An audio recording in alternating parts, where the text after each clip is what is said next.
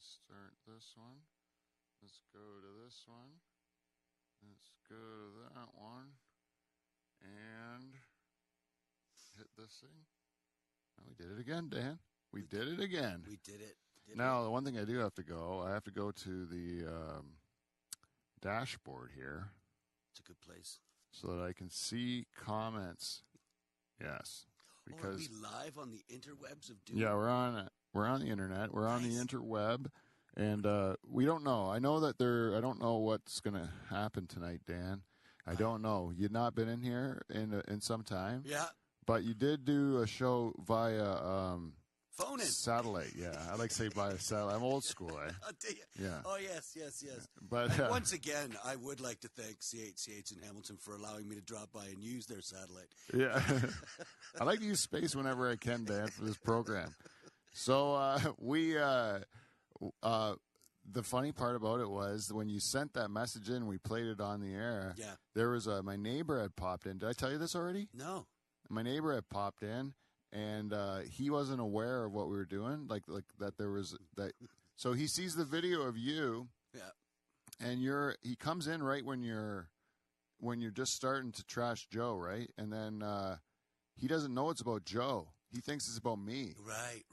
And then you said something about his wife, and my neighbor. You can see how agitated he's getting. He's getting agitated on your behalf. Yeah, on my behalf. And he finally whispers to me. He says, "Are we gonna have to do something, Pete?" Like he would honestly would have kicked your ass for me because he thought you were. That's like, awesome. How long you guys been neighbors? Oh, and when you trashed Joe's wife and he thought you were talking about my wife, he goes, "That's my optometrist." Which I thought was great too. Anyways, that was really funny. We had to talk him down at the end of it, like slow down. Anyways, it was pretty. That's pretty awesome. If that's a true test of manhood, if you had to step up for your optometrist, would you do it? Well, I would because I feel the same way that my neighbor does. Yeah. Like that's because it's my wife. But like before my wife was my optometrist, I only went once to an old man. And I was really creeped out by him, the whole experience, Right. because, you're a young dude and you go into a room and then an old man comes in and shuts all the lights out and then gets like within a quarter inch of your face. Yeah. He's like, you can smell his coffee breath and stuff. Well, yeah, and that machine is intimidating once that thing gets lowered onto your eyes. Yeah. But I didn't mind the machine as much as the old man's cock being so close to me. You know what I mean? The machine. On balance, I can see what you're saying, yes. Because I was thinking, like, the machine probably serves a purpose, and it's beyond my understanding, but I trust that these guys know what they're doing. But this old man's cock, this old man's cock, I don't know anything about. I don't think it's been vetted by a college. That's so funny, because optometrists keep saying, and now? Oh, yeah. You see him inching his crotch closer to you. I don't like it. 1 and 2. I'm like, you stay away from both of them, buddy. I'm not. I don't want you near any of them. Then I started going a lot when my wife was in school because she needed someone to practice on. Right. And then she had this habit where she would straddle you while she was like looking at your eye. She's so interested in what was going on at the back of your eye that she just like she'd want to get as close as she could, and she'd end up like actually like she's crawled up on your lap, like she's on the chair with you, like. And this is my wife, so I'm like enjoying it, thinking she's just doing it for me, Right. And then I'm like, I think I make a joke when she does it, and I'm like something like, "Oh, you're going to make a lot of money doing it this way," And she goes, "Oh, darn it, am I doing that again?" And I'm like, "Jesus Christ, what do you mean again? You do this all the time?" She's like, "Yeah, it's a bad habit." Like she says, "I do it without thinking. I've been doing it to my classmates and everything." Like, said, no wonder you're so. All the guys really liked her in class. She's putting it about a bit. Yeah. Accidentally, though. That's such. She stopped doing it though. That is such a Del High story. To accidentally do something like that. Accidentally do something. That's good. That's good. There's a couple ways that story could have went, Pete. Tell me which ways it could have gone. Well, yeah, have you developed a kink because of this or anything like that? Does foreplay consist of a thorough eye inspection? Well, it does confuse my first experience with that old man. That's for sure. Because, like, I only had the one exam, right? You, isn't it? I got a bad feeling, even though it's probably unjustified. I'm thinking, it's probably unjustified. Then I go to an optometrist a second time. She's kind of trying to fuck me. And then she actually does fuck me, like I have fucked 100%. Life with her. Wow. Yeah, I fucked 100% of my optometrists since that old man. And so I was like, that's a record I think you can be proud of. Yeah, and I was like, but with that logic, I think I got away with one. I was that close to getting molested by that old man. That's what I think. Basically, you've got a 50% hit rate, though. Is what you're saying. Yeah, I have actually. Yeah, it's more impressive, really, that say I've fucked 50% of the optometrists I've seen. I know. I realize that they hold these optometry conferences in places like Vegas and fun places, but I think you should stay away. Why? Well, if your hit rate's 50% and there's 1,000 optometrists. Oh yeah. But they have to see me for an exam before I'll fuck them. That's the only way. That's the only way this stat works. I don't just bang optometrists I see with my eyes. Like, I'm saying, like, if they become my doctor, eye doctor, right, then there's a 50% chance I will fuck them. It's not the profession as a whole. Right. That's right. I know the profession as a whole, yes, but you have to see me as my professional. Like, you have to become my professional for you to have a 50% chance of fucking me. Right. That's what it is. You know what I mean? Okay. You get it? I get it. I don't want optometrists out there to just listen to this show and think, oh, Pete's going to see me at the grocery store and there's a 50% chance I'm going to fuck him. That's not how it works, I've seen optometrists around town. I've been around. Yeah. Okay, fair enough. That's why I've been to Vegas. I never fucked any of them. But let's say you're at a party, okay? Yeah. And something gets in your eye. Now we're talking. Okay, so there's 4 optometrists at this party for whatever reason. Yep. Right. Yep. One of them's in your wife's. There's a quarter. That's 25% right there. Right. Yeah. The other 3, they want to check out what's going on with the eye. They're now inspecting your eye. What do you think your chances with them are? Like a second. Is this a second opinion? Because my wife would do it. I would just tell the others to stay away. What if she's in the other room? If she's in the other room, she's not even aware there's a situation. And they're going to start to treat me when my wife's in the same building? I was like, no, thank you. I'll wait.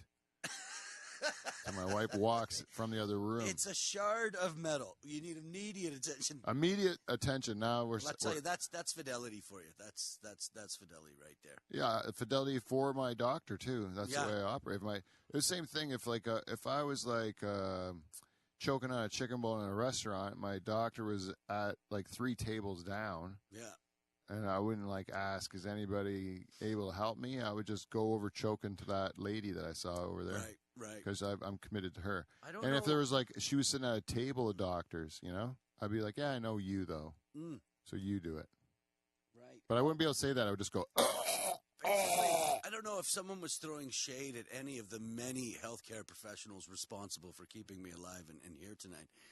I don't know I'm trying to do a mental inventory of which ones I would stick up for and which ones I wouldn't. I have a massage therapist. I think that. Would you stick up for your massage therapist? I definitely would. Yeah. That's an important member of my healthcare team.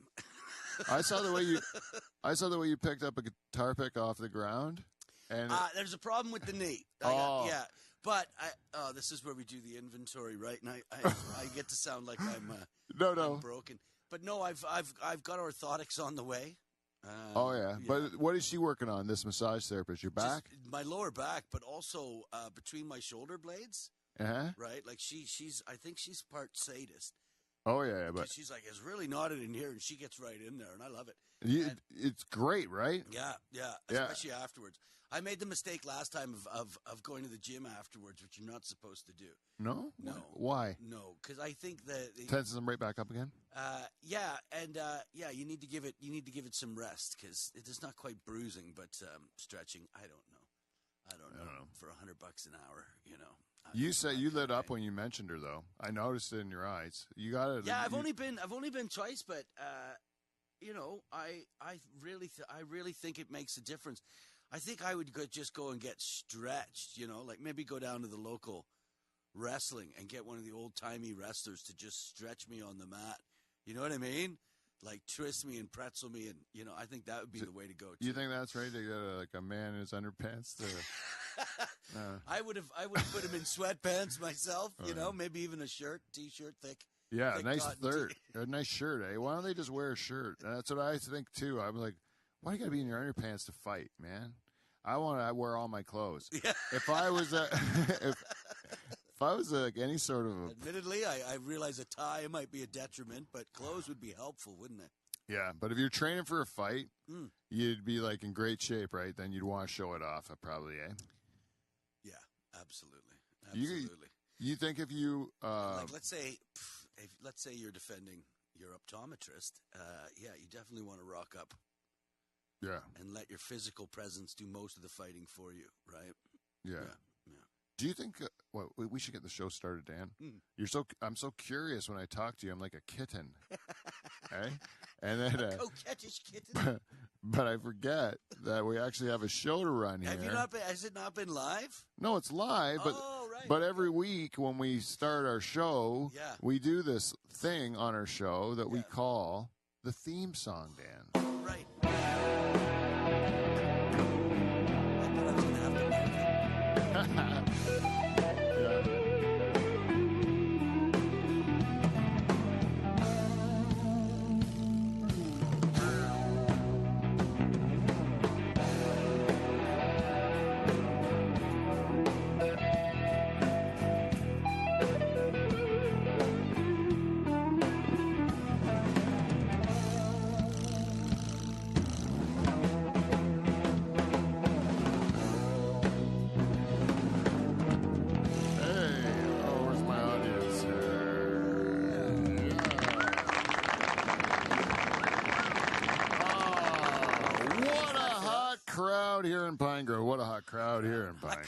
And it's an actual Thursday night, even though if you're listening to this podcast, you're in the future because it's not coming out till next Thursday.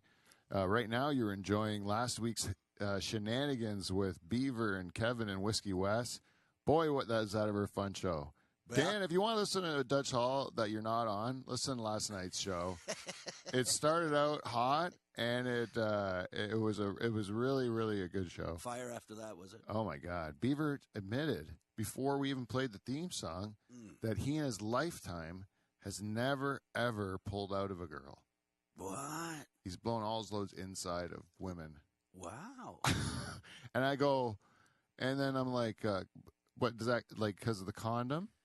Yeah. Like, if you're wearing a condom and you blow it in the condom in the girl like that, still counts as not pulling out, right? Right, yeah. And he's like, kind of. Oh, no. Yeah. He's a loaded gun. Dirty. Well, now he's a family man, right? Oh, right. So okay. He got away with it. He dodged. He got away with it. Well, that just makes everybody else's. No pregnancies, no diseases, no nothing. Just got away with it, eh? Wow. Lucky bastard, eh? How many kids does he have now? 1. Yeah. Interesting. No, it's not interesting, actually. It's a blessing from God. It's a nice all babies are. Yeah, it's hard for people to have kids nowadays. It really is, like. Yeah.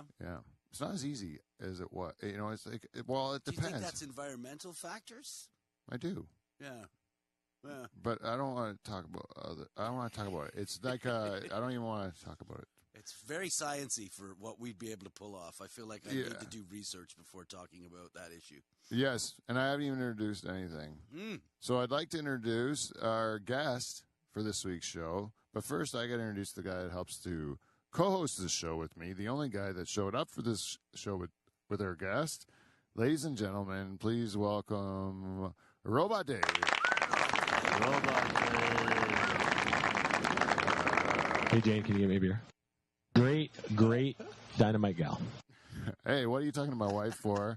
I'm the one who introduced you, so you should be talking to me. Come on, what are you? I don't even know.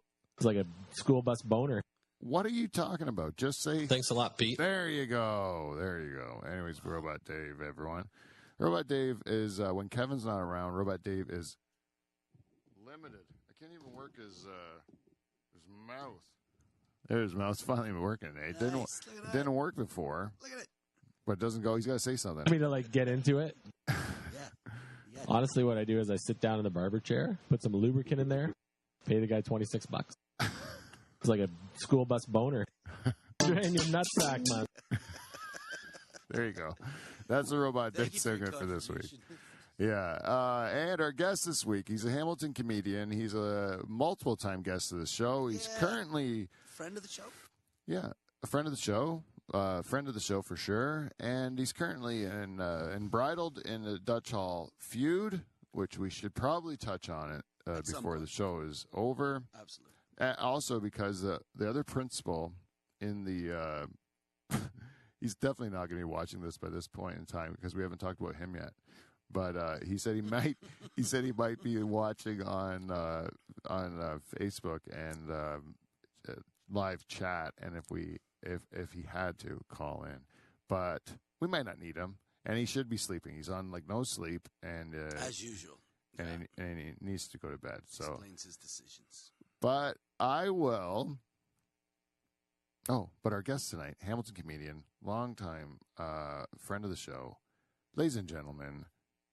Disco Dan Brennan. Disco. Yeah. I figure you've been on the show enough. You've been on the show enough. Oh, my goodness. You've been on the show enough. We should get you a nickname. So Disco Dan today. Disco Dan today. Well, yeah. It might not. It might not stick. That catches on, eh? I can only hope. Did you ever have a nickname? Yeah, the bread box. Oh, the bread box, Dan Brennan. Yeah. And then when I was over in England, they don't have bread boxes. So this conversation came up one time, It's not like I was running around talking about myself in the third person by my nickname. But, because they have bread bins. So my buddy Joff calls me bread bin. They call it bread bin instead of bread box. Yeah. I'll have to shut this furnace off. Okay. Shall I hum a tune while that happens? Hard on the audio. Yeah, the old furnace. The furnace will get me 2 shows in a row, but it's all done. It's all done. It's winter. It's all done. The audience will have to forgive me, and they did. They already did. So, yeah, thanks, Dave. I would. What was I saying before the furnace, bud? I have no idea. We said. Well, anyways, I have to introduce myself, but when I do it, can you say two-time when I say two-time? Yeah. Okay. And I'm the host of the show, and two-time President's Club Award winner, Pete Van Dyk. Wait, there you go.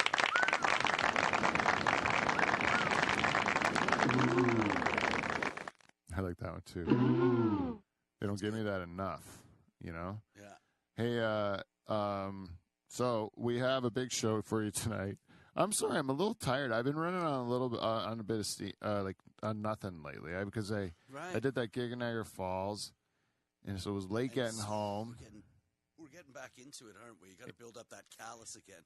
Yeah, I got to build it up because Great show though, worth the drive to Niagara Falls. It's fun. It was so fun, and actually, a listener of the show came out to watch me. Nice. But he missed me. He was there too late because it had on the site 9 o'clock and the show started at 8, and he showed up at 9. I'd already gone up. That 9 p.m. was the pre-pandemic time. Yeah. Back when you could be open till 2 in the morning and nobody cared what time of night you yelled into a microphone. So, yeah, but that is a good show. It was really good fun. show, and like Tuesday nights, like their apps. I hate doing a plug for it, but they got really good apps there, and they're half price on the Tuesday, so they get a really good crowd, right? And the stage setup is really cool.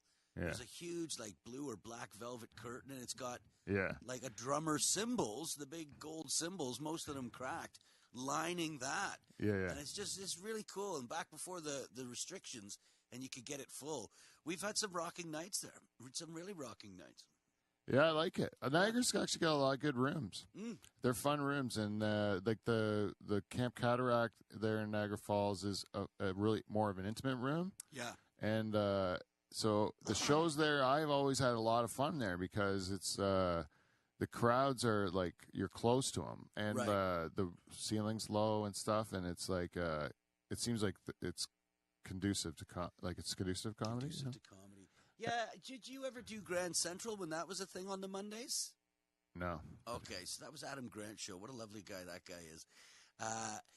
But you used to get all the bar staff from Niagara Falls who've been dealing with tourists all weekend coming out on a Monday. Because they're all closed Monday. That's right, and they all they were easy to make laugh. They were looking for a laugh, right? So, yeah. It was always a really fun show to do, and he would give you 10 minutes. So when we were starting out, 10 minutes was always golden, right? You remember before the last lockdown, there was that amateur night where there was all those nurses from St. Peter's Hospital. Yeah. Were you there? Were working that night? Yes, yeah, the hospice. Yes. And that's the same sort of thing, man. Like they were there to like blow off steam, you know. Absolutely, and they got it. They got it. Yeah. Yeah. So you couldn't do anything to offend them. You couldn't do anything to like to shock them. You know, like these guys face like the most horrible things on a daily basis. Like they're the best crowd. Yeah. The best crowd. They were special.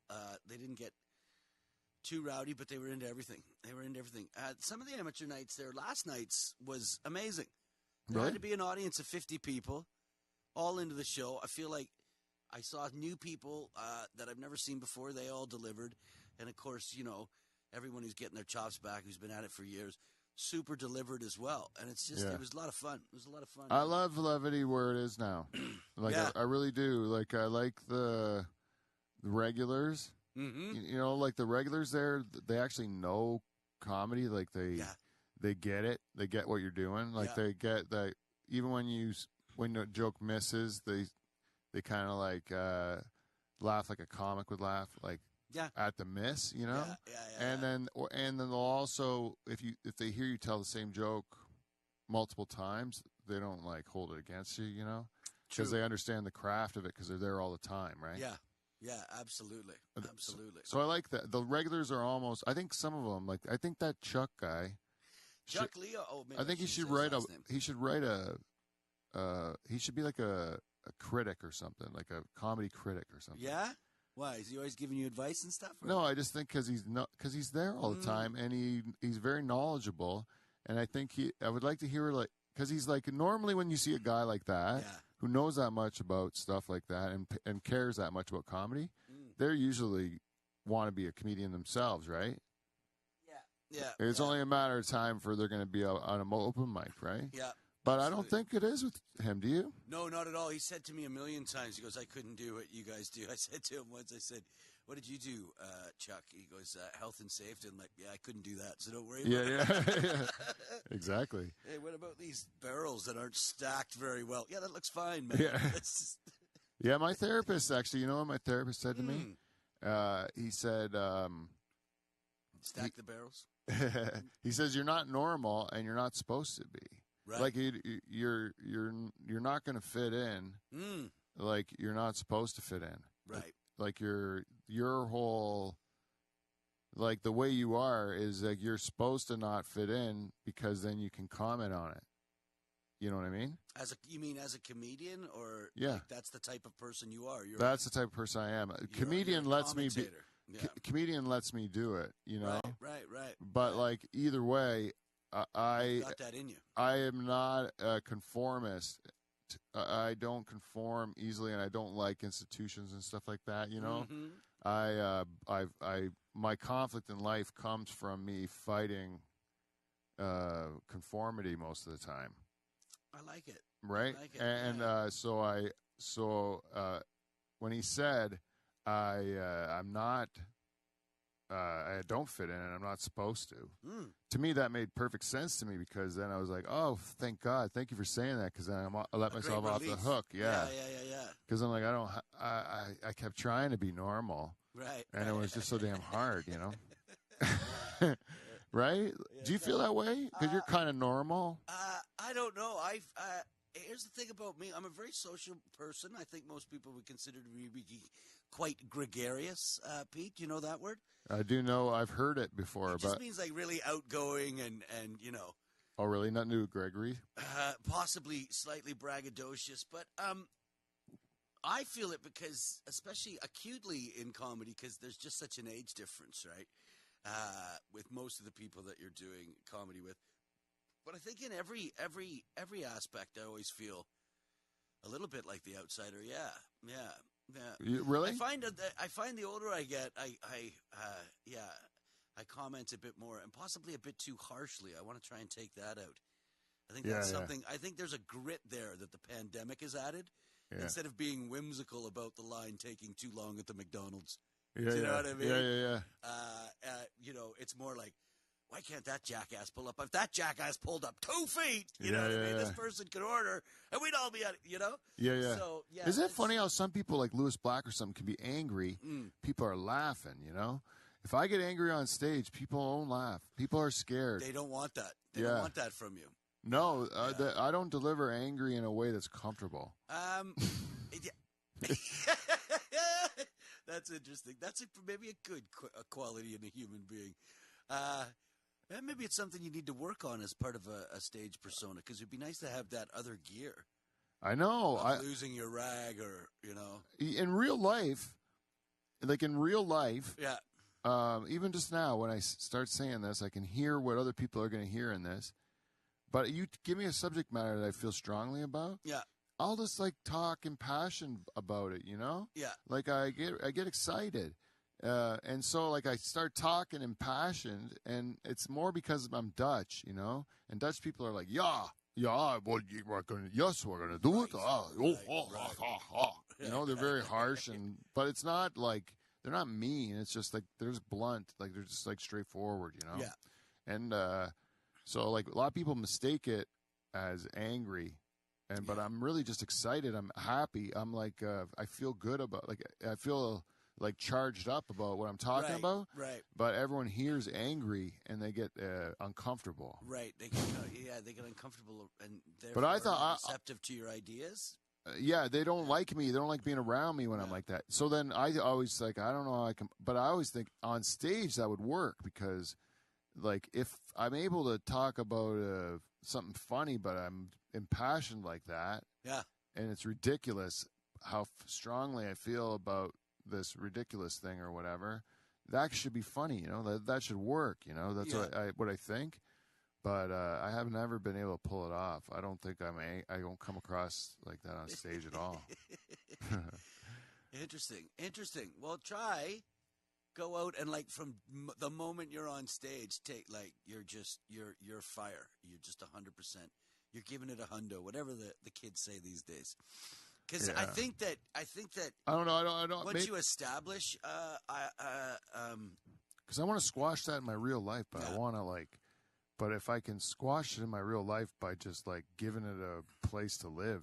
Right. You know, it lives on stage. Like that's where I use that. The thing I don't want to say the thing that you're missing, but please tell me how to be a better comic, Dan. Please. No, I don't know. If I did, I'd tell you.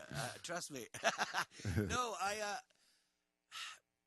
you have to be likable. I'm sure we've discussed this before. So this idea of being angry isn't likable. Yeah, you know? Yeah. And speaking of the room we were just talking about, a guy who's been in the business a very long time ago gave me a great compliment before the last lockdown. He said, they listen to you because they like you. Do you know what I mean? Like, that's a great advantage, that you go out there, you give them the smile. You know, there's a couple comedians I feel like can just walk out on stage and with their smile engage the audience. The audience knows it's going to be okay, right? Yeah. I think little things like just taking it out of the cradle smoothly, getting rid of the mic stand really help. I'm sure we've discussed this before. I'm lucky. I don't even. It's just from watching I'm doing editing some of my shows here. I noticed that I have a nervous habit of when I just like I smile.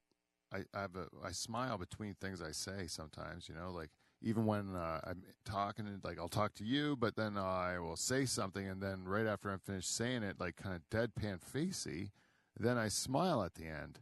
You know. Right. And I don't know I'm doing this in my head because I can't see myself, right? Yeah. But I watched it on the TV, and then I'm like, oh yeah, like I'm doing that, and then I think, that maybe that's why they like forgive me on stage for saying bad things, like because I'm doing that smile at the end. I don't know. There's you present a certain hokiness, if that's the right word, like the country aesthetic. Like you come out and you say, "I'm a hick," you know, your big city ways and stuff like that, right? Yeah, and I think that instantly tells a narrative to the audience, right? Yeah, that don't take me too seriously. I'm not. Yeah, but then if you wanted to do something later where you're the smartest guy in the room, or you know, that's so hard. You're the player or whatever. It's not the same character, right? So yeah. But the only thing I'm not that guy either. I'm not that guy. I remember Matt Romot said to me, he said, "Look, they can. I'm sure I've said this to you before. They can steal your spots. They can steal your jokes. But they can't steal your personality. They can't steal you. Yeah. And I would never imitate it, but they can't steal it. I would never want my stage persona to be reflecting like something that isn't a part of my real personality. Yeah. You know what I mean? Like I don't mind it being like a distorted view of it or an amplified version of it or whatever, but it's got to still be a part of the real person, really me. Like I wouldn't want to put a total character on stage. This is the guy that did Death for an entire month of November. So you've been through it. Now you know. Yeah, I don't. That was good fun. That was good fun. You got to try shit in life, but I had one show I did at the beer hall there, the Austin Beer Hall. Yeah. And the you know, I didn't do probably as bad as I felt I did, but there was a problem with the sound. Right. So you couldn't hear yourself back, and you really couldn't even hear the laughter that well. You could hear all the banging that was in the room behind it, you know, but you couldn't. So it was tough to hear reaction and stuff, and it let on yourself. And then everyone, all the comics that night felt like they bombed. Right. You know, like but like. It didn't seem that way when you're sitting there watching the other comics. It didn't seem like they were bombing, but to the comics all came off. Like I asked the one girl, shit, don't make me say people's names because comedian. Yeah, I don't even put me. Can I get a haircut? Can I get a hairstyle? A color of hair? Well, she's a Hamilton comedian. She's a mother. She's Krista McNaughton. No, she's a mother? Jen Reeves. Jen Reeves. It was Jen. And Krista had a baby a while ago. Oh, really? Yeah. I didn't know that. Anyways, so Jen Reeves. I don't want to say a while ago. It's still a baby. She went up before me, Jen Reeves. Beautiful child. Jen Reeves went up before me, and then she's... So I texted her the next day. Said, "How bad did how did you feel after she left?" Right. She had a second gig, so she went up before me, and then she left, and then I went up, and then I felt like I fucking ate shit so bad, and then I was like, I watched Jen's set. She did good, like she's funny, and she told her jokes. I've heard her jokes before, and they're good jokes. Yeah, and she told them well, and the crowd seemed to enjoy them. From my perspective. Right. So I was like, so I wonder how she thought she did. Yeah. So I texted her, said, "Hey Jen, how'd you do? How'd you think you did?" And she goes, "I cried in the car after." I'm not laughing at a woman crying here, folks, but that's the game. That's the game. That's the game. Yeah, I know it. Isn't that? That's a great answer to get back. I cried in the car after. It was I get it. Yeah, that's how I felt too. I think it was the mic. Look, if it doesn't hurt a little bit, then, as Doug Koenig once said, a good bombing never hurt anyone, but it should hurt a little bit in the first instance. That's great, though. The hurting is the good part about it. Yeah. Because that's what's going to make you not want to do it again. Not want to have that again. That's it. And then makes you work hard. That's it. That's why when I bomb, I slam my hand in a door. No, I'm joking. What is your reaction after you have a terrible night on stage? What's your general way of getting over it? You mean every Friday show?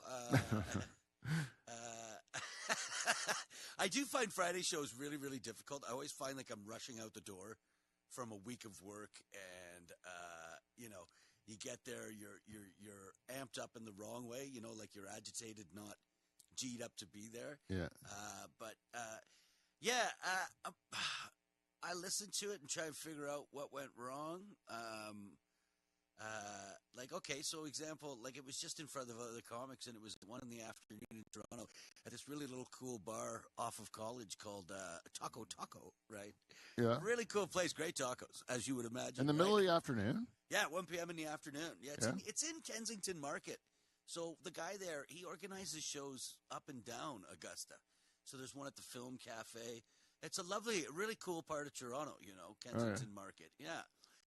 So what was the point of all that? So I went up and I did this bit that has been in my head for a while, and I did it at the Lion's Head before the last breakdown, and it got a laugh. It got like before the last lockdown, and it got a laugh, right? Yeah. And I tried to add bits. I've been adding bits to it, and it's super long now. And people were not having any of it.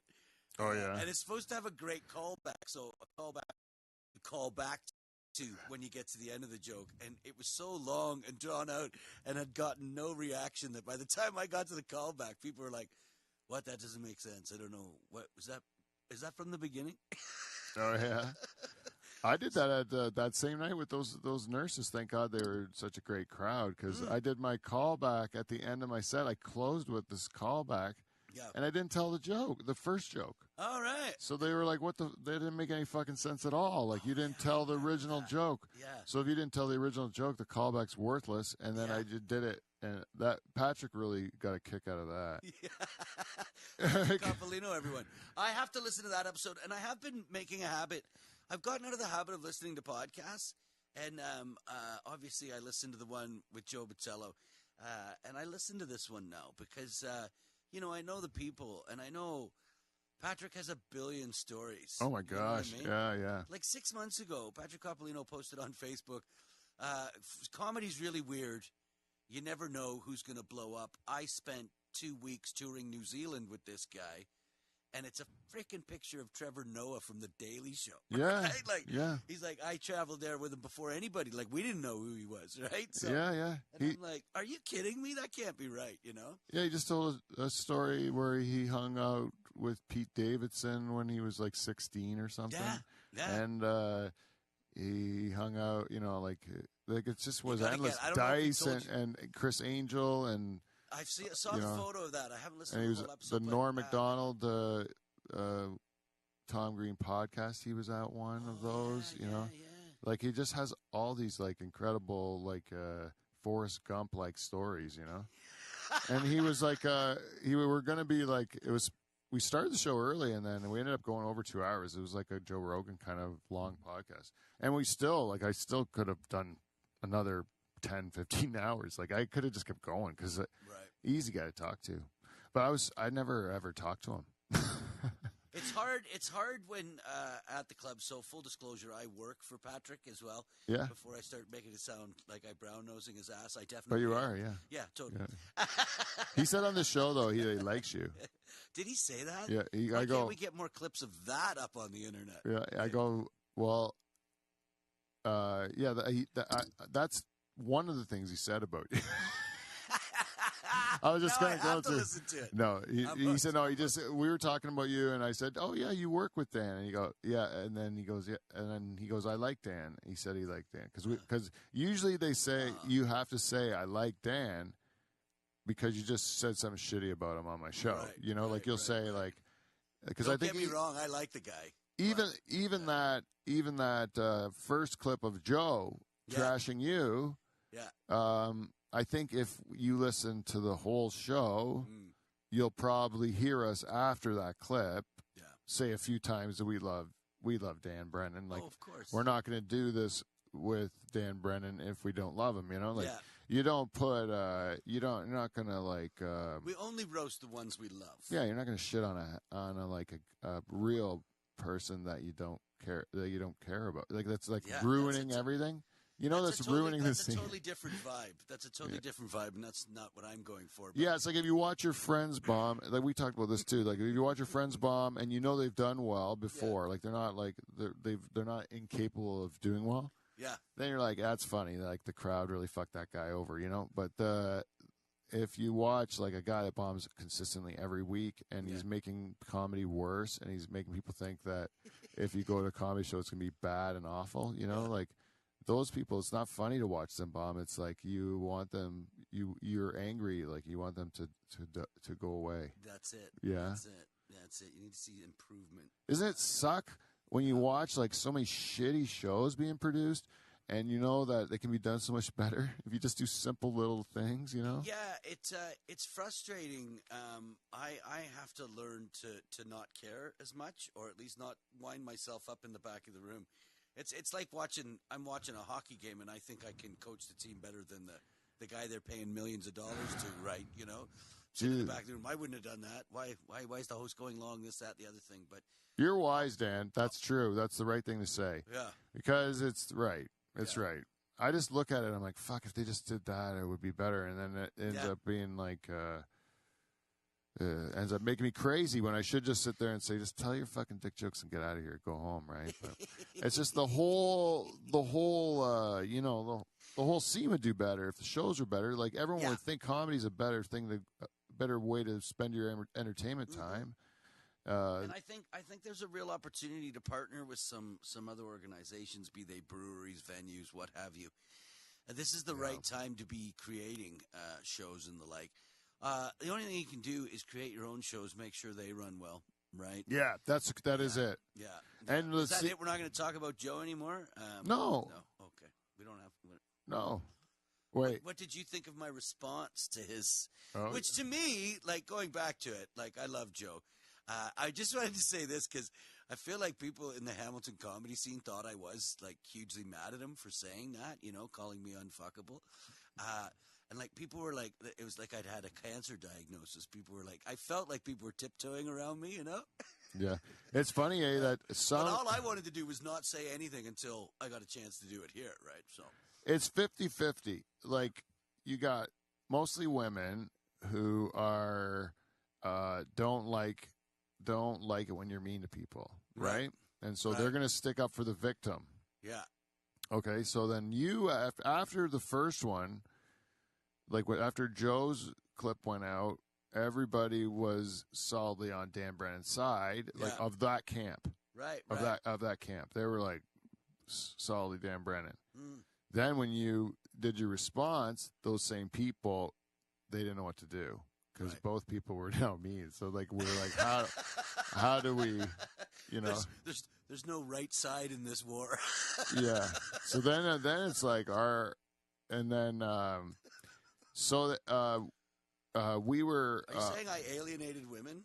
No, I'm saying that the sensitive people would be like you'd be tied at that point because you both committed the same crime, right?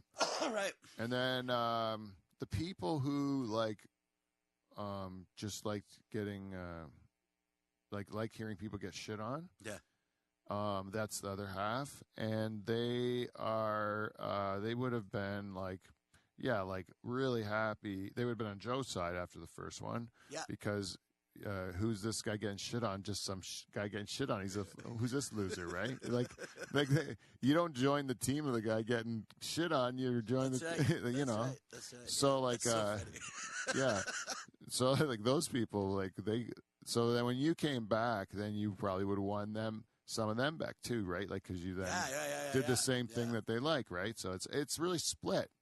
But the internally, I can tell you what the cast of the Dutch Hall, if you will, what they thought of the whole conflict to date. Conflict's a harsh word, I think. Yeah. So they thought Joe's was because it was just us fucking around. Yeah. And it was just like off the cuff. Yeah. So they felt that his was like real. Like it was like a real thing where yours was prepared. Yeah. So then you run into the same problem of being like a stand-up guy compared to an improv guy or a crowd work guy versus a guy that's doing written joke, like really like worked out bits. The crowd work guy or the improv guy gets an easier laugh. You know what I mean? Because the crowd thinks he's being quick-witted. Right. Whereas if they know you're preparing something, then they have higher expectations and they want something of a higher quality, you know? Because, like, if I did in my stand-up, some of the jokes that these improv guys do on stage are getting big laughs, I'd get crickets. Right. Because they think I should have it even better if I'm going to be doing a worked-out bit. If they think I'm conversational, if I disguise a joke as a conversation, then they think I'm coming up with it on the spot, then they laugh more at my joke. Yeah. It's a shitty technique I wish didn't exist. Doesn't it feel cheap when you do it, though? It is quite funny when people discover that you have to write stuff out and you have to work on and craft jokes. You know, people are like, wow, you just go up there and do it. No. There's a whole thing there. So, dude, I had friends come to see me in Cambridge, and it was awesome. They were my friends I went to England with, and afterwards we're partying at the one person's house, and the one lady's I'm showing them my kids. They're asking me about my kids. Nice. And the lady goes, like, oh boy, both your kids are so talented. One's in music, one's in art. You know, like, where did they get all this like artistic talent from? I'm like, you just came from my show. You know, they're like, it must be your wife. You know, it must be Jane. I'm like, you just laughed at my show. You were telling me how funny you thought it was. My wife said that there's tears down your face. Like, you thought it was good, right? My show, right? And then they're like, she goes, yeah, we loved it, but you were just doing what you do, is what she says. Right. Well, I'm like, you know how fucking hard it is to make it look like that? You know? Like, you know how long it took me to be me on stage? Yeah. I was a nervous like idiot for most of the years I did this. That's right. So but that's a great compliment. It really is, though. It's a disguised compliment because they're like, you didn't really do anything. You were just being yourself. And I'm like, right. Man. But that's that. Once again, going back to personality, that's what you want to bring to the stage. Yeah, kind of. Yeah. I think so. And it does. Another thing that my therapist taught me was he said, like, I told him some shitty stories of shit that bothered me, that bugs me, right? Like childhood trauma or something, you know, like stuff like that. And then he says you should write jokes about that because that's how you, like, maybe it'll help you deal with stuff. And so, like, what I did was I really just did this thing. It's kind of stupid, but I took in my notebook and I just wrote, like, I was like, I had, like, whatever was bugging me, you know, like if, say my dad calling me the F word, you know? Right. And then let's say that bugs me, you know, I don't like to be called a homosexual slur by my, you know, I didn't like that by my dad or whatever. So I write 2 pages of not liking of what I didn't like about it, you know, how it made me feel and all this gross emotion stuff that men never say, you know, you just write it on a page. None of it's funny. None of it at all. Just emotional stuff. And then all of a sudden, out of nowhere, a little turn of phrase shows up in it, you know? Yeah. You're writing it not to be funny at all, just to get it out, you know? Yeah. Then all of a sudden a turn of phrase will come up in there and it'll ignite something. And this one, it was like, and then I wrote, it's my favorite joke came out of it. And it's like when the joke kind of popped off the page, it was clean, it was word efficient, it was everything. It was at the very end of 2 pages of fucking garbage, you know? Right. And you've seen me work out jokes on stage. Yeah, sometimes that garbage is coming out of my mouth on stage to audiences that don't know what the fuck's going on. I believe the term is to the audience's chagrin. Yeah, they do not enjoy it. But you need the opportunity. Way better. You need the opportunity. Here, like going back to putting on shitty shows and not running them correctly. I think one of the big things you have to do is get up and say, like, if it's an open mic and Pete Van Dyk's going to be bringing his new joke that he doesn't know if it works or how he probably doesn't even know what sentences go in what order, right? Yeah. You have to tell the audience that. You know what I mean? Like, say, hey, guys, It's Tuesday night, you know, nobody paid to be here. Yeah. You know what I mean? We're just going to be here working on our jokes. And I think audiences appreciate that. In a way, they feel like they're seeing behind the curtain, you know? Yeah, I think you're right. And it's the same thing when you... Adopt a comic, ladies and gentlemen. That's the program we need. It's the same thing when you bomb, like do the Johnny Carson thing, when you do a joke that misses and you acknowledge that it wasn't good, like that got what it deserved, or like you say an offhanded comment like, I would boo it too, you know, like something. Yeah. And then all of a sudden you have a sense of humor about it not being funny or not working. Then the crowd laughs at that and they've forgot the bomb joke, you know, and you've taken a miss and you've like made it okay, you know. You know what I mean? Reset the room. I hate getting those laughs, but you have to get them. Do you know what I mean? Like when, acknowledging that it's going shit. Yeah, but that's not the place you want to be at. If you do it where you're with a sense of humor, it can work. Yeah. But if you do it where you're falling apart up there, where like, oh my God, why do I do this? You know, I don't, I suck as a human. You know, I've seen those too. One time at Poachers in London, I watched the whole night. It was just one after another. These young comedians going up bombing and then like beating themselves up on the microphone still. Yeah.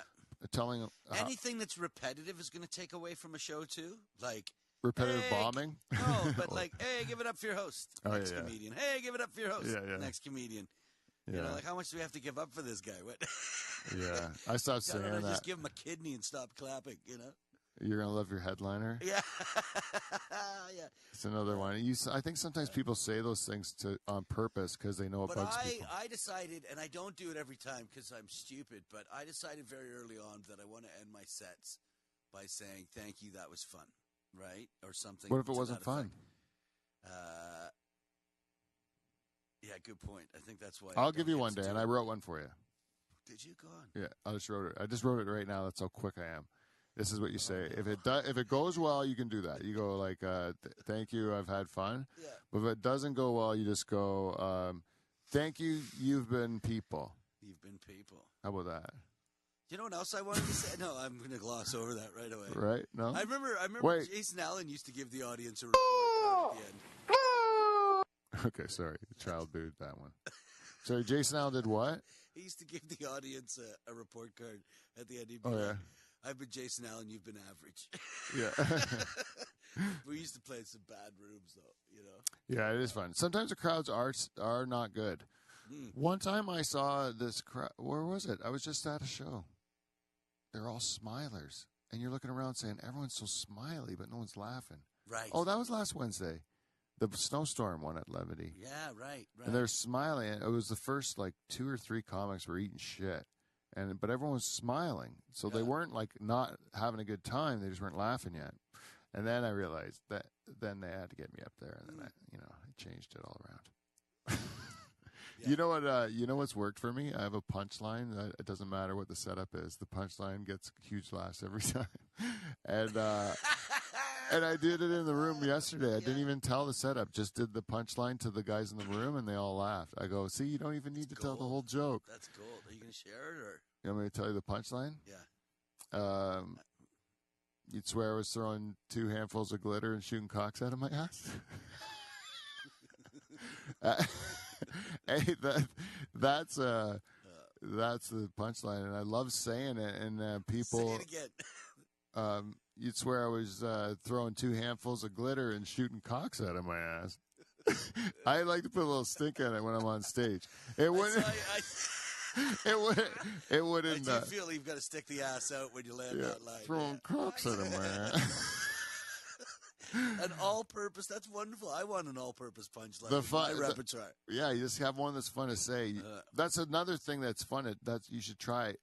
Is just say, like, think of a fucking great punchline. You know, like this is a fun thing to say, and then write the joke from that. Like write it backwards. Yeah. You know, like just figure how am I going to get to that? How do I get to shooting cocks out of my ass? Just back to the universal punchline. There's a comedian from England, Eddie Izzard. You may have heard of him on these shores. Yeah, I've heard of Eddie Izzard. He is he's a good comedian. He absolutely is. And I can't remember where he said this. He said, but because he can ramble, right? Like, that's how he builds his set. It's a rambling narrative, right? Yeah. And he said no matter how lost he got or, like, how bored the audiences was, he could always end it and get a laugh with saying, and then I shot him. Right? So there you go. Should you find yourself in trouble, just threaten to shoot someone. Oh, yeah? Yeah. Yeah. And then I shot him? Yeah. I'm not writing enough at the moment. I'm really annoyed with myself. Hey, dude. Yeah. I just want to tell you one quick thing, Yeah. okay? I don't want to tell you tales out of school here. Okay. But, we did bring up Joe Botelho briefly. Yeah. Right? Yeah. And I do want to tell you that I don't want to tell you tales out of school here, but the other day Joe went to a doctor's office. Oh, no. Yeah. He went to see a doctor because he wasn't getting erections with his wife. Right. Okay? Right. So the doctor says, come back the next day, bring your wife. Right. Right. Right. So Joe goes back to the doctor's office, and he brings his wife in. The doctor tells his wife to take off her clothes so he can examine her. Right? The wife complies. Doctor gives her an examination. Right there in front of Joe, eh? Right there in front of Joe. Sorry, carry on. Turns to Joe, and he says, Joe, you're healthy as a horse. She didn't give me an erection either. Right?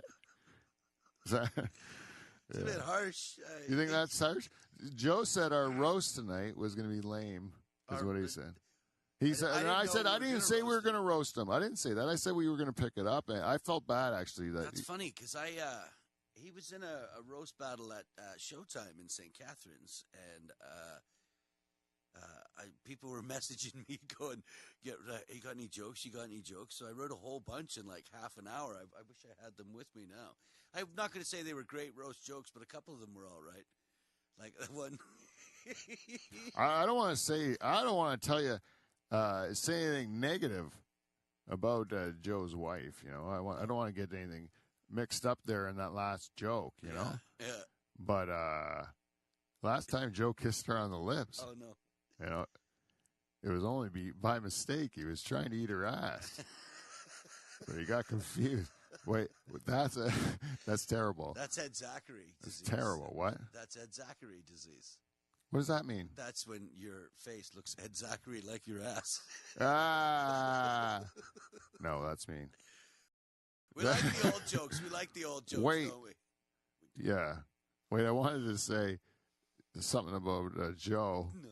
Right? Why are you getting stuck into him? Wait, I don't know. You want to be in the center of this. I'm just mixing it up. I want to keep it going. I'm happy because, like I said, Joe Botelho was not worth the drive to Simcoe.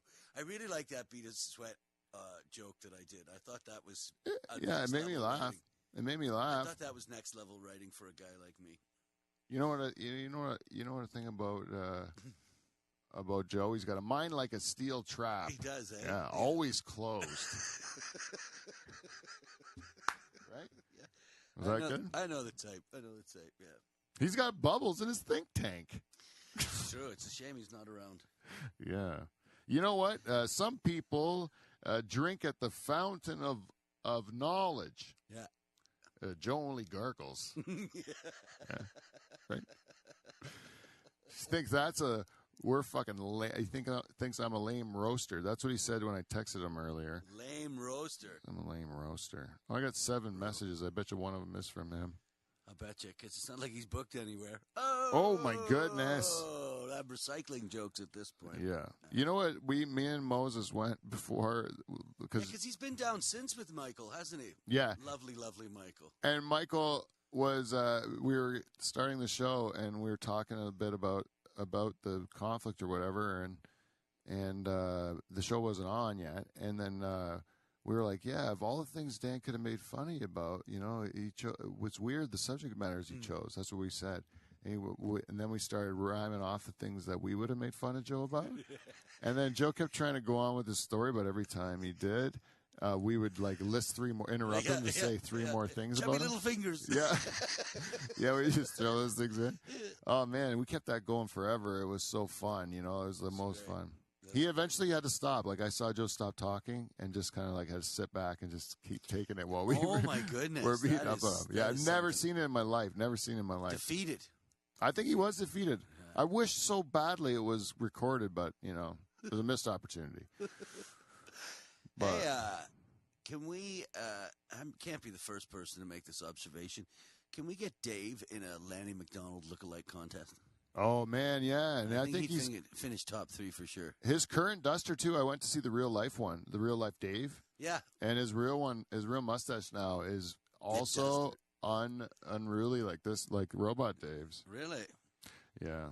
I don't want to say anything bad about my good friend Joe. No. You know? No.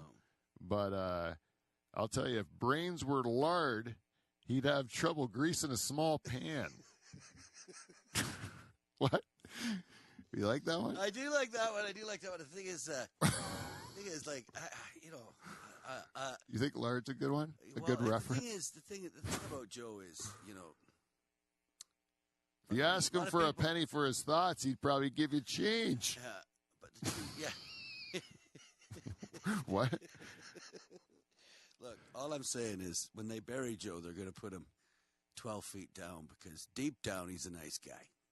Oh, you mean you got to bury him deep because then you wouldn't smell as a rotting corpse? Pretty much, yeah. From the depths. That's why you bury him 6 feet, eh?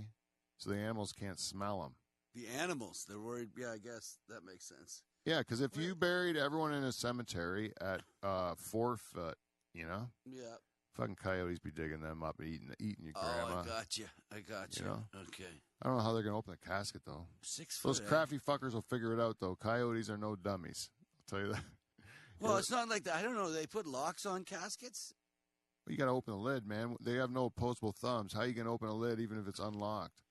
If you tip it over, though. Oh, the old person will just fall right out, and then you can eat them. Yeah. That's a lot of digging, though. Yeah. Hey, do you know you have to embalm a person before you cremate them? Why? I know. I don't understand. Just burn them right away. I would like I don't understand any of that shit. Put the best suit on him and burn him. Yeah, why you got to put a suit on them to burn them too? Yeah. Are they just going to throw me in a manure spreader? Well, like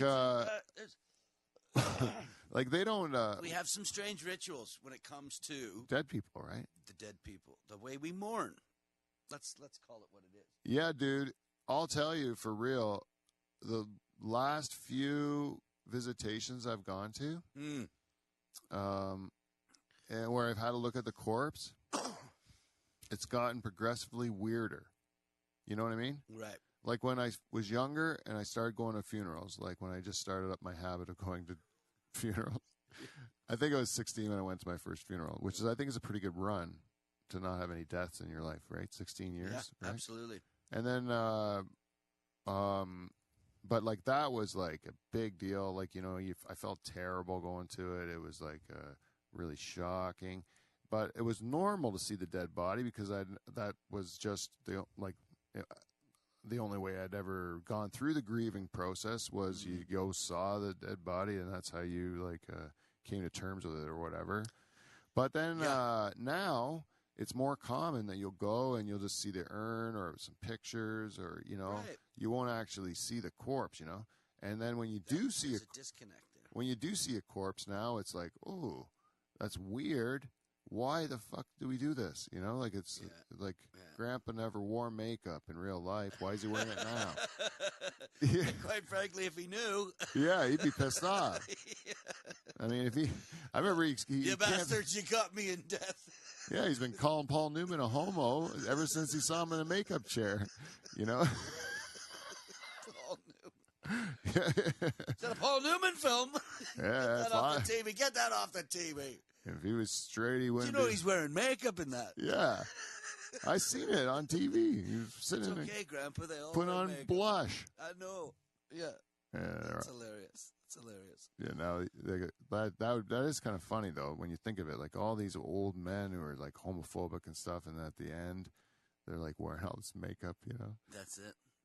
All their buddies got to come around and see them in fucking eyeshadow. It really brings out. It's a weird habit. Yeah, it's a weird thing that we do, but I think, well, obviously we have access to a technology these days. But yeah, I think probably the rituals are interesting. The way we mourn, like the Jewish people sit Shiva, where they would sit for a week and mourn a loved one, right? or they just sit there, or they get together. They get together under one roof, I think is the idea, right? So, well, that's kind of what we do too. And not that we call it a Shiva or anything, but when there's a death in the family, like, there's about a full week of just hanging out. I haven't been to a funeral in 10 years. My Uncle Peter died 10 or 11 years ago. He used to have the coolest house in Stony Creek. It was a bungalow along the side of the mountain with a pool. He's married to my mom's sister, and they had 2 kids, my cousins, but it was as close to looking like a Miami drug dealer's place as any place I've ever been in. Do you know what I mean? Yeah. It was a bungalow against the backdrop of the mountain with a pool. You ever seen the movie Sexy Beast? Yeah, BoJack Horseman's house. No, I've not seen BoJack, but that kind of idea up in the hills or whatever. Yeah, like right? in the. Yeah, and my Uncle Peter always took care of me on Christmas, because the only sport worth watching on Christmas Day is the NBA. And I was a huge Michael Jordan fan, right? Like I tried not to miss a game back then. And he'd be like, "Leave the boy alone. Let him watch his TV." Like the whole family's in the other room. I'm watching Michael Jordan. "Leave the boy alone. Let him watch his TV." Or the wrestling. He always had a black box to get the wrestling. Yeah. I know that stuff is cool, man. Yeah. We had a big dish. What are you gonna do when you die? Are you getting put in the ground? Are you gonna get turned into ashes, ash to ash? Dust to funky, we know. When I was younger, like when I was, if you would ask me probably 5 years ago, I would have a different answer. Yeah. Because my kids were still like younger. Right. And I wouldn't want, if I passed away when my kids were like, still needed to be raised, and my wife, was to pass away, and my wife, I was to like remarry or something and have another guy step in to like do the raising of my kids. Yeah. Then I would want to have my body taxidermied with my eyes open and put on the couch or in the bedroom. Right. So my wife, so I'd be watching and making them feel uncomfortable. Right. So but no now, one could access your estate if that. My kids are older now, so I don't feel that's necessary. I feel my wife can move on, find love. Oh, that's after my passing, and I would just assume that I'd be like just flushed or something. Just flushed down a toilet. Yeah, that's great. Liquefied. Just shove me down with a stick. Just keep doing it. I don't know. I could give a shit. To be honest with you, when I see a dead body, when I see an actual dead body, anybody want to see a dead body? I get angry at it. I don't like it. I find it to be garbage. It's like that's interesting. You have a natural instinct to. I don't like the dead body. It's like, this is not the person. It's a poor representation of the person. I don't enjoy looking at it. Right. This is, if you're gonna if this is the what is this if this is the best you can show me of my friend or loved one, then I'd rather not see it. That's what I say. Yeah, so in university I had a roommate pass away, and it was in a car accident. So, I didn't. You know how you go up at the visitation, you see the family, like the immediate family, and then you see the body, and there'll be other family to see on the way out. I beelined. I didn't go up to the casket. Like, I saw the body from a distance. Yeah. And it didn't look like my friend. You know what I mean? Yeah. At all. At all. From my perspective. So I beeline. But I do regret not just taking that moment to say goodbye. That bugs me. Well, whether it looks like him or not, I don't know. I don't know. Like, that's kind of it. But the person's already not there. That's my point. The person's already gone. They're gone. And then you believe in the soul, do you? I believe in the soul. Yeah, I believe that in the soul. So then I can just go like this and say goodbye to my friend. Like, the soul's part of everything now. Right. So it's not to me. That's where I'm at. That body's just just the vessel, the garbage that's left behind, you know? Well, see, yeah, that's why I like the idea of like the continuum. Have you seen these? You can get buried in like these bags that turn into trees, right? That's a good one. I do that. I love that. I'd love that. Yeah, I don't want to be. That's the reason I don't want to be turned to ash. I want to, like. Well, how do you? But let's be honest. Are you dead? You're ash though in the tree root, aren't you? Like when they put you in the tree, aren't you just ashes in the tree root, or your body decomposed in the tree root? That's the way I read it. You actually are in a decomposing sack or something. Yeah, you're in there with your body. Yeah. Oh, maybe I've got that wrong. Maybe one of our listeners. You've got messages there. Are they worth reading or? Oh, wait. No. Can I tell a story? Actually, Pete, can I tell your audience a story? Yeah, do it. So I was over at my boss's house. We're settling into the living room. We're having a Zoom meeting with one of our suppliers from the UK, right? Right. This is about 9:30 in the morning. And I look out on the porch, and there's a 3-year-old child on the front porch. This is January, 15th, 16th. And I'm like, what the hell? So we get up, we go out. There is no grown-ups on the street anywhere. There's a park behind the house. I run to the park. Nothing, right? The child walks right into the house. This is how old and cynical I am. I'm like, don't let the child in the house. It's a scam. Like someone's going to show up and go, hey, did you kidnap my kid? Yeah, $400 and this is quiet. But anyway, so this was going on for 15 minutes and my heart's racing, right? Yeah. And we're talking to the child, right? And I keep saying, oh, where's your mommy? Where's your mommy? She's like, Mommy's sleeping. Mommy's sleeping. I'm like, oh, God, is that an overdose, And I say, well, we have to go home. Where's your home? Is it one of these homes, your homes, pointing on the street? And she's like, no, go home, And she's over playing the piano and everything. So we phoned the police, right? And the policeman came. And this is like a really interesting wrinkle in the story. But my boss's dogs are old and incontinent. And the dog, one of them, took a shit right in front of the officer's shoe, like a proper punk rock dog in the kitchen, right? And you know what? But God loved this police officer, okay? He did not flinch. You know what I mean? Like my boss is down, she's down cleaning it up right away and all laughing and embarrassed. He's just like, yeah, let's keep going, right? Yeah. But I got to walk it back a second because I met him in the driveway, the cop, when he arrived. Okay? Yeah. The first words out of his mouth are, this happens more often than you'd think. The kid just escapes their house? Yeah. So the first question they asked is are there any, daycares around here being run out of a house or whatever? Like that seems to be the source of missing kids, right? So there's 2 police cars on the street. Eventually, what time of the day is this again? This is 9:30 in the morning. So eventually a boyfriend or something like that comes driving by, sees the 2 cars and says, hey, have you seen a kid? And we reunite the kid with the mother.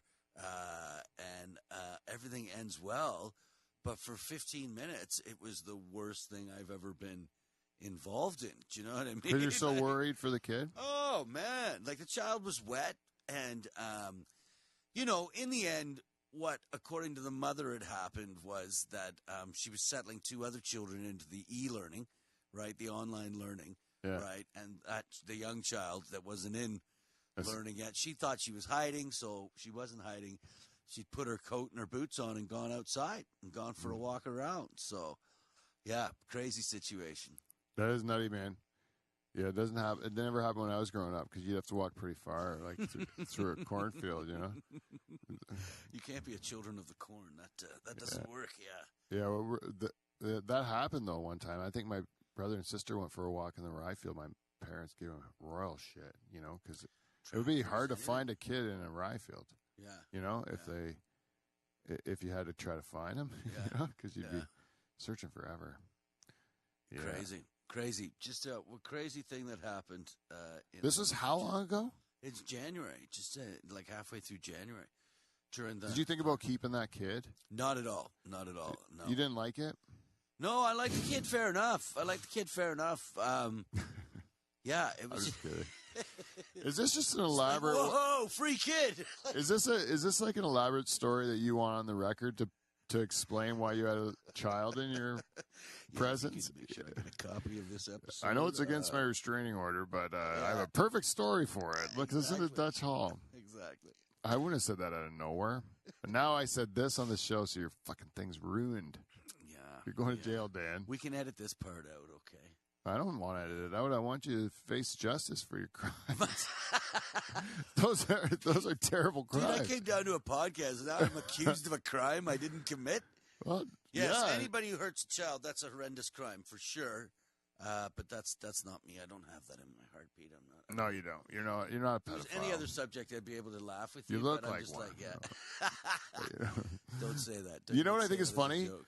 You know what I think is funny, and I hope it happens. Is and maybe we'll just end with this. Comedian Doug Koning Love him. has said that he wants to write a movie or a short film or something that stars both you and I. Really? Yeah, the whole purpose This is where it gets good. of the movie is to have you and I in the movie. Really? Yeah, which is where I play your son. He wants me to play your son. And I knew it was coming. We could do it too, Pete. I think it would be fun to do. Just That would be good. That would be good. I'm growing into my age. My look, my body's growing into my age. I really hope he fucking does it, Dan? Like, 'cause I just hope he does it. Do you know what? He's not the first. That's not the first person. I'm sure from Doug's point of view, it's a good joke. But I know Doug. I'll say this about Doug. I have a feeling he writes a lot more than most people. Like he'd be a guy you could sit down in a writer's room and chew things out with. He'd be on my short list. We actually wrote a joke together on the weekend.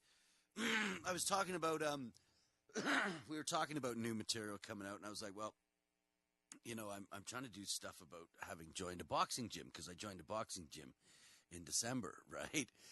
And then we bantied some ideas around, and I told it last night, and I got a good hearty chuckle. I'll tell it to you now. I started at the boxing gym. The first day my trainer said to me, you know, you might be the next Muhammad Ali. And I said, really? You think I could be the champion of the world? And he said, stop shaking.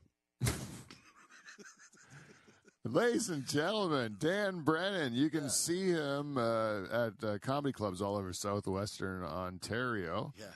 How do they follow you on the socials, Dan? They go, if they want to go to the IG, the gram, they would go to @ComedyThingsDanBrennan. Brennan. I'm very active on there.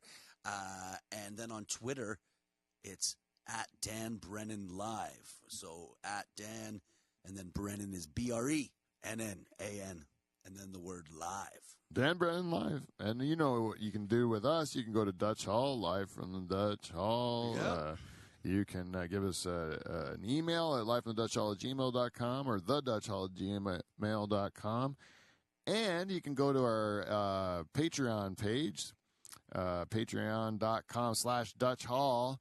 And if you become a Patreon subscriber, like our one and only Queen, Jen Husko, you'll get access to the forbidden video. And that forbidden video is only available to our Patreon subscribers until Dave figures out we're putting it on there and makes us take it down again. And so get it while it's hot, and you will actually become Dutch Hall royalty. And until next week, we will see you, NT. See you next Thursday. Thanks for coming in, Dan. Hey, thanks for having me, Pete. I really appreciate it. Oh, yeah, and I'm going to be at no one's watching live anyway, so who cares? They're going to hear this next time. But we're at Sudbury, March 4th. Sudbury, March 4th.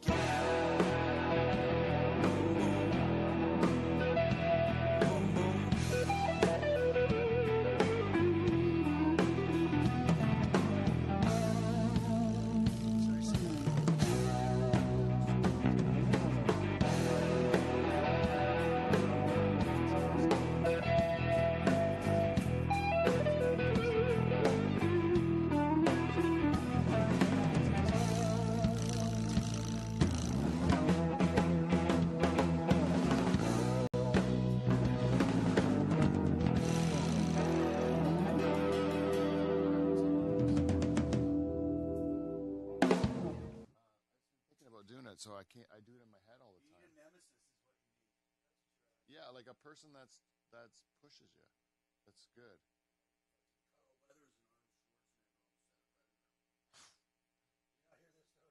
No, is Carl Weathers